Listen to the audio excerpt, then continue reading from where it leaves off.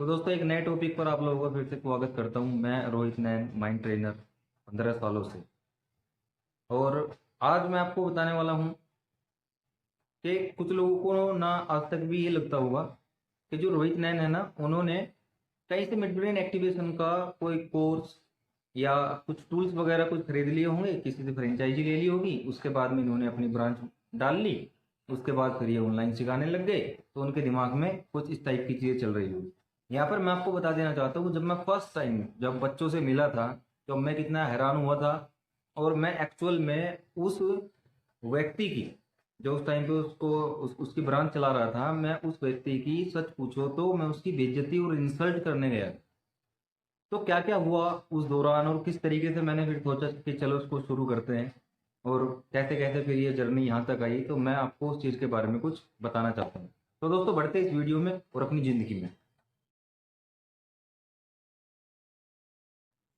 तो दोस्तों हुआ कुछ ऐसा कि आज से 5 साल पहले की बात है। तब मुझे लगभग 10 से 12 साल हो गए थे लगभग, लोगों को ट्रेनिंग देते हुए। तब भी मेरे पास बच्चे आया करते थे जिनके एग्ज़ाम होते थे, 8वीं 10वीं 12वीं और बीए वगैरह या इससे भी ऊपर के बच्चे मेरे पास आते थे मेडिटेशन के लिए। और मैं उनको म्यूजिक थेरेपी भी दिया करता था या उनको हिप्नोटाइज भी किया करता था, और जिससे उनका कंसंट्रेशन काफ़ी बढ़ता था, उनकी मेमोरी अच्छी होती थी, उनका रिजल्ट बड़ा अच्छा आता था। तो पहले से ही म्यूजिक थेरेपी तो मैं देता हूँ। मेरे पास बहुत सारे साउंड थे मेडिटेशन से रिलेटेड, जो बहुत डीप में आपको लेके जाते थे और आपका आधा काम आसान हो जाता था। तो इस टाइप की चीज़ें मैं यूज किया करता था। एक बार क्या हुआ कि मुझे पता चला मिड ब्रेन एक्टिवेशन के बारे में, मैंने यूट्यूब वगैरह पे देखा। तो जो चीज़ें वो बोल रहे थे कि बच्चा ऐसे कर लेता है वैसे कर लेता है 2 दिन के अंदर, तो मैं समझ गया फ्रॉड है, ये बकवास है, इन चीज़ों की तरफ ध्यान नहीं देना है। लोगों ने अपना धंधा कुछ बनाया हुआ है, ये नकली है, ये बकवास चीज़ें हैं, इनके अंदर हमको नहीं जाना चाहिए। फिर क्या हुआ, तो मैंने क्या किया कि उसको इग्नोर कर दिया टोटली। मैंने कहा ऐसा हो ही नहीं सकता। अच्छा, मानता तो था मैं कि भाई हमारे थर्ड आई के अंदर इतनी पावर होती है, वो आंख बंद करके देख सकते हैं, ये वो मैं अभ्यास भी किया करता था, दूसरों को सिखाया भी करता था। लेकिन इतना फास्ट तरीका कोई आ सकता है, डेवलप हो सकता है, वहां तक मेरी सोच अभी तक नहीं गई। तो क्या हुआ, जब मुझे उसके बारे में पता चला, मैंने उसको सोचा, मैंने कहा ये फ्रॉड है। अभी कुछ टाइम बीतता है, तो लगभग 6 महीने के बाद, उस 3 के लगभग 6 महीने के बाद में मुझे मेरा एक दोस्त मिलता है। और उसने मेरे को बताया कि हम लोगों ने दोनों ने जो एक वीडियो देखी थी मिड ब्रेन एक्टिवेशन वाली, वो बच्चों को ऐसे ऐसे कराते हैं, मैं खुद लाइव अपनी आंखों से देख के आया हूँ उन बच्चों को। और वो इतना खुश होकर और इतना मतलब इस तरीके से बता रहा था कि मैं खुद परेशान हो गया। मैंने कहा यार ऐसा कैसे हो सकता है। खैर छोड़ो, मैंने कहा जब हजारों चीजें सीख रखी है तो इसको भी एक बार जरूर मैं ट्राई तो करना चाहूंगा। तो उसके बाद क्या हुआ कि हमारे घर में जो मेरा बच्चा, मेरा बेटा, वो तभी बस जस्ट पैदा ही हुआ था, न्यू बोर्न बेबी था लगभग। तो उस टाइम पे खर्च भी हमारा काफ़ी हो चुका था। लेकिन मैंने जस्ट सोचा, मैंने कहा एक बार मिल के आते हैं चलो। तो उस टाइम पे वे जिनसे मैं मिलने गया, उस टाइम पर वो इंडिया में टॉप पर थे, फर्स्ट नंबर पे। तो उनकी फीस भी ज़्यादा थी। मैंने गूगल वगैरह पे सर्च किया फ्रेंचाइजी के लिए, उनसे बात करके देखी, तो मैं किसी से सेटिस्फाई नहीं हुआ। मैं कहा ये पता नहीं क्या बोल रहे हैं यार। वो 10,000 में फ्रेंचाइजी ऑफर कर रहे थे, 5,000 में कर रहे थे, लेकिन जिनके पास मैं गया ये सबसे ज़्यादा पैसा ले रहे थे उस टाइम पे। तो मेरे पैसों का ऐसा कोई दिक्कत नहीं है, लेकिन मैं किसी गलत जानकारी या किसी गलत व्यक्ति के पास नहीं जाना चाहता था। तो जब वो टॉप लीड में थे उस टाइम पर इंडिया में, तो मैं उनके पास जाना ज़्यादा बेटर समझा। तो मैं गया उनके पास। तो क्या हुआ, जब मैं उनके पास गया तो उन्होंने कुछ बच्चे वहाँ पे बुलाए, 7 से 8 बच्चे होंगे वहाँ पर। उन्होंने आंखों पर पट्टी बांध करके किताब पढ़ी, ये किया, कलर पहचाने, तरह तरह की चीज़ें की। मैं देख करके मैं बिल्कुल भी हैरान नहीं हुआ। मैं समझ गया ये कहीं ना कहीं कोई ना कोई ट्रिक है, क्योंकि ऐसा हो ही नहीं सकता, ऐसा इतनी जल्दी मुमकिन नहीं है। धीरे धीरे फिर हम लोगों की उनकी बातचीत हुई। मैंने कहा मेरे को डाउट है, मैं आपसे, मुझे ये लग रहा है कि बच्चे जो है ना, वो जो पट्टी बांधते हैं ना, आंखों पे पट्टी बांधते हैं, कुछ लोग सवाल करते हैं कि पट्टी के आंखों के नीचे से ये जो जगह होती है ना, यहाँ पे जो स्पेस होता है, वो उसमें से देख के बताते हैं कि ये कार्ड इस कलर का है, ये कार्ड इस कलर का। बल्कि जबकि कुछ बच्चे इस तरीके से बता रहे थे कि कार्ड को दूर से ही मतलब छूते थे, या कार्ड लेते थे डायरेक्ट और यहाँ माथे पर लगाते थे और बता देते थे।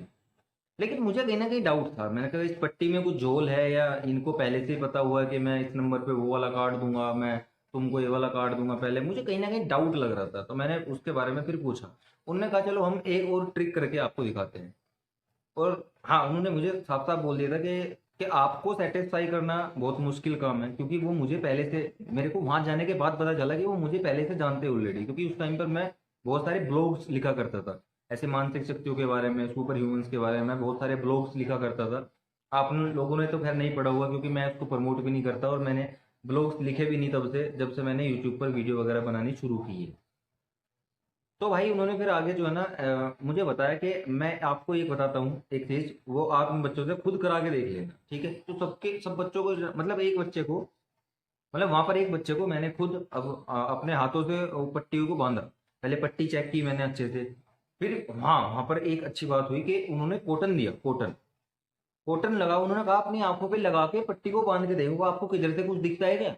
मैंने कहा नहीं, मुझे तो नहीं दिख रहा। तो क्या ये कॉटन आप जिस तरीके से चाहो बच्चे को लगा सकते हो। मैंने अच्छी सी मोटी सी कॉटन ली और आंख पे लगाई, क्योंकि मैं तो उनको गलत साबित करने के नाम पर गया था उस टाइम पे। जो मैंने कॉटन ली उनकी आंखों पे लगाई एक बच्चे के, और उसको पट्टी बांध दी। जब मेरे को लगा कि इसको दिख नहीं रहा, मैं यहाँ पर सेटिस्फाई हो गया कि अभी इसको दिखेगा नहीं बिल्कुल भी। अब प्रोग्राम क्या था, आगे करना क्या था, उसको ये करना था, 8-10 बच्चों को मैंने मिक्सअप कर दिया, इधर उधर कर दिया, उनको इधर उधर खड़ा कर दिया, तो उधर हो जा, ये उधर हो जाएगा। और वो जो बच्ची थी जिसको मैंने पट्टी बांधी थी, वो उनसे लगभग 4 से 5 फीट दूर खड़ी थी। फिर मैंने भीड़ में से एक बच्चे को इशारा किया, मैंने कहा आगे आओ। और मैंने उनको कहा कि आप बेटा, जिसको पट्टी बंधी हुई थी, मैंने उसको कहा कि बेटा आप बिना टच किए दूर से मुझे बताओ ये कौन आपके सामने खड़ा है और उसने क्या पहना हुआ है। तो भाई उसने जैसे हूबहू बता दिया एकदम कि इसने ये कलर का शर्ट पहना है, या ये, और इसका नाम ये है। मैं कहा ये तो कमाल हो गया यार, क्योंकि उसने ऐसे भी नहीं किया कि भाई नाक के नीचे से देखने की कोशिश की हो उसने, नहीं, ऐसे डायरेक्टली बता दिया। तब मेरे दिमाग में एक तो बात आई, मैंने कहा यार कहीं ना कहीं थर्ड आई का तो कमाल है। बट ऐसे कुछ बच्चे तो ऑलरेडी एक्टिवेटेड होते हैं पहले से, तो कर लेते हैं आराम से। फिर इनके टूल्स में ऐसी क्या चीजें हैं? खैर मैंने एक दो बच्चों को और बुलाया, और वो हर बार जो है ना उसने बिल्कुल ठीक करके दिखाया। अच्छा, अभी खत्म नहीं हुआ यहाँ पे। फिर क्या हुआ उसके बाद में, फिर उन्होंने मुझे टूल्स वगैरह बताए, बोला ऐसे ब्रेन जिम करना होता है, ये करना होता है, फला फला फला फला। और ये जो मेन है, ये म्यूजिक है, ये जापानीज एक साइंटिस्ट ने 40 साल की रिसर्च के बाद इसको तैयार किया है। तो तब तब तो मेरे नाम याद था साइंटिस्ट का, अभी मेरे नाम याद नहीं है। अगर आपको जानना हो तो मैं आपको, आप कमेंट करना, मैं आपको बता दूंगा कि उनका नाम क्या था। तो मैंने इनको गूगल वहीं पे तुरंत उनके बताते गूगल पे सर्च किया उनके बारे में, तो वाकई मुझे पता चला हाँ इस नाम के साइंटिस्ट थे, और ये तब तब से लेकर तब तक रहे हैं, और अब वो इस दुनिया में नहीं है, उन्होंने ही इस म्यूजिक को बनाया, ये बात तो कंफर्म हो गई। मैंने कहा चलो ये तो ठीक है, ओके। उसके बाद फिर मैंने कहा कि मैं इस म्यूजिक को एक बार सुनना चाहूंगा, कैसा क्या है इनकी म्यूजिक में, एक बार देखो तो सही। अच्छा, म्यूजिक के बारे में तो मुझे पहले से पता था कि भाई अच्छा संगीत सुनाओ अपनी पौधों को, फसलों को, तो अच्छी फसल होती है। उसको दुख भरा म्यूजिक सुनाओगे तो वो मुरझा जाता है, अच्छी फसल भी नहीं होती है। ऐसे बहुत सारे म्यूजिक, एक म्यूजिक के बारे में और भी मैंने सुन रखा था कि अमेरिका के जेलों में एक खास तरह का म्यूजिक चलाया जाता है टॉर्चर करने के लिए अपराधी को। और वो, उसका वाइब्रेशंस इतने हैवी होते हैं, वो कानों से ऐसे सुनते नहीं है, बट उनका वाइब्रेशन जो है ना, मतलब दूर खड़ा आदमी को पता नहीं चलेगा क्या चल रहा है, लेकिन वो अपराधी के कानों में इस तरीके से घुसते हैं, उसके मस्तिष्क में इस तरीका का वाइब्रेशन होता है कि वो बंदा अगर नहीं बोलेगा तो उसकी नाक से खून बहने लगेगा, आंख से खून निकलने लगेगा, और शायद वो डेथ तक पहुंच जाए। तो बिना उसको मारे, बिना उसको डराए, वो टॉर्चर करते थे म्यूजिक के थ्रू। एक और म्यूजिक आया था सन 1984, आई थिंक 1984 के आसपास में एक म्यूजिक रिलीज हुआ था। तो उस म्यूजिक की एक खासियत थी कि जो भी बंदा उसको सुनता था वो आत्महत्या कर लेते थे। जब हजारों ऐसे केस हो गए तो उस म्यूजिक को गवर्नमेंट ने बंद कर दिया। जब गवर्नमेंट ने उस म्यूजिक को बंद कर दिया तो उसके बाद क्या हुआ कि लगभग 10 साल बाद एक और आत्महत्या होती है बिल्कुल सेम तरीके से।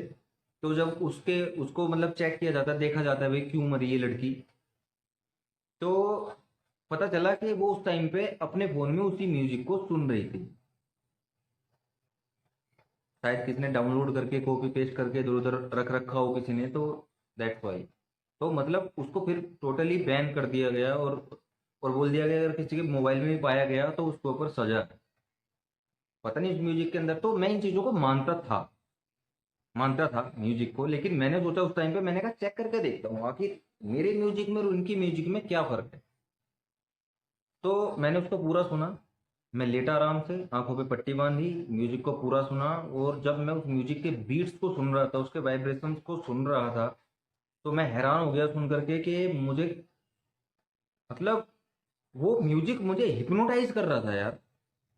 कमाल की बात ये, मैंने कहा यार सेल्फ हिप्नोसिस, जो मैं पिछले कई महीनों से जिसका अभ्यास कर रहा हूँ, उतने डीप में मेरे अभ्यास भी मुझको नहीं लेके गए जितने डीप में ये म्यूजिक मुझको लेके चला गया। जबकि मैं ध्यान भी नहीं लगा रहा था, मैं तो बीट्स पे ध्यान दे रहा था कि ये म्यूजिक सही है कि नहीं है, कि कुछ तो कमी निकालूं कम से कम। तो मैं बड़ा हैरान हुआ, लेकिन संतुष्ट मैं फिर भी नहीं था। वहां से मेरा मेरा उनका हाई हेलो हुआ। उन्होंने 1 लाख रुपए के आसपास अपनी ब्रांच की फीस बताई, सॉरी फ्रेंचाइजी की फीस बताई। फिर मैं घर पे आ गया। मतलब ये मान के चलो कि 15 दिन लगातार मैं कुछ खोज करता रहा। 5 तारीख से लगभग 20 तारीख तक मैं ढूंढता रहा इसकी सच्चाई क्या है। मैंने खुद ये चेक किया कि इसके बारे में बाकी लोगों का और क्या बोलना है, कि mid brain activation is fake, the reality of mid brain activation. मैंने सब कुछ सर्च करके देखा, मुझे 2-4 लोग ऐसे भी मिले जिन्होंने इसको रिवील किया था कि ये फेक है। अच्छा, इस पूरी कहानी को मैं किसी और वीडियो में बताऊंगा फिर, कि फेक है कि नहीं फेक है वो आपको कैसे पता चलेगा, या किस तरीके से मेरी उनकी बातचीत हुई और मैंने उनको कह दिया कि मिड ब्रेन सच है और तुम फेक हो। तो जिन लोगों को ये लगता होगा कि मैंने, मतलब, एवं ही एवं ही स्टार्ट कर दिया मिड ब्रेन एक्टिवेशन और आपको बांटने लगा हूं, नहीं भाई नहीं। सबसे ज्यादा हैरान मैं वहां पर ये जान के होता जब उसने कहा कि 2 दिन के अंदर बच्चे एक्टिवेट होते हैं और लगभग महीने 2 महीने में उनका कंसंट्रेशन, उनके मेमोरी पावर जो है, उनकी विजुअलाइजेशन पावर 5 गुना 10 गुना तक हो जाती है बच्चों की। उन्होंने कहा एडल्ट पर अभी काम चल रहा है। वो काम ही चल रहा है, ये एडल्ट वाला तो मैंने ही स्टार्ट किया है। वो भी सब बताऊंगा किस तरीके से स्टार्ट किया है, रुको जरा। वीडियो को स्किप मत करना बिल्कुल भी। जो समझदार लोग हैं, जो कुछ सीखने के लिए बैठे हुए हैं, वो इस वीडियो को पूरा देखेंगे, ये मुझे पता है। जो डिसलाइकर है भाई, उनकी तो पूछो ना आप। वो तो वीडियो को प्ले करते ही सिर्फ डिसलाइक करने के लिए आते हैं, उसको पूरा देखते भी नहीं है। ठीक है, तो भैया डिसलाइक करो सर, अपना काम करो जल्दी फटाक से और जाओ, और बाकी लोग ध्यान से सुनो। तो जी लगभग 15 दिन हो गए मुझको उसके ऊपर सर्च करते हुए। कुछ बोल रहे थे फेक है, कुछ बोल रहे थे रियल है। तो मैंने सोचा चलो खुद ट्राई करके देखते हैं, दूसरों का क्या मानना। मैंने 1 लाख रुपए का बंदोबस्त किया उस टाइम पे, क्योंकि बेबी घर में हुआ, पैसे वगैरह काफी खर्च हो गए थे। तो मैंने 1 लाख रुपए लिया, 5 टका के ब्याज पर, मंथली। हाँ जी बिल्कुल, वो एक रिस्क लिया था मैंने। एक अंदर एक आदमी, जब मैं पहले से इतना सारा खर्च करके सब कुछ सीखा सिखाया हूँ और एक काफी वैल्यू मेरी अच्छी खासी बन गई थी, तो मैंने 1 लाख रुपए मैंने किसी से लिए, उन्होंने 5% के इंटरेस्ट पे मुझे उसको दे दिया। मैं डायरेक्ट गया उधर, जमा कराया, वहां से उनसे उन्होंने एक पेन ड्राइव दी। लोक्ड, लोक्ड का मतलब होता है उसको कॉपी पेस्ट नहीं किया जा सकता, तो सिर्फ वो मेरी ही लैपटॉप में चलेगी। उन्होंने एक पेन ड्राइव मुझको दे दी। अब उन्होंने कहा कि हाँ, फिर उसके बाद में मैंने पोस्ट डाली थी अपने पेज पर, फेसबुक के पेज पर, आप जाकर देख सकते हो, माइंड मेंटेनेंस के नाम से मेरा फेसबुक पेज था उस टाइम पर एक। तो वहां पर मैंने पोस्ट डाली कि आज 25 जनवरी को आ, मैं पहली बार एक ये करने जा रहा हूँ, और मैं इसमें कैसे कैसे सक्सेस हुआ नहीं हुआ वो सारी चीज़ें मैंने वहाँ पे डाली हुई थी। तो 25 जनवरी को मैंने सबसे पहली बार क्लास लगाई, और वहां पर मेरे अपने बच्चों को मैं लेके गया था।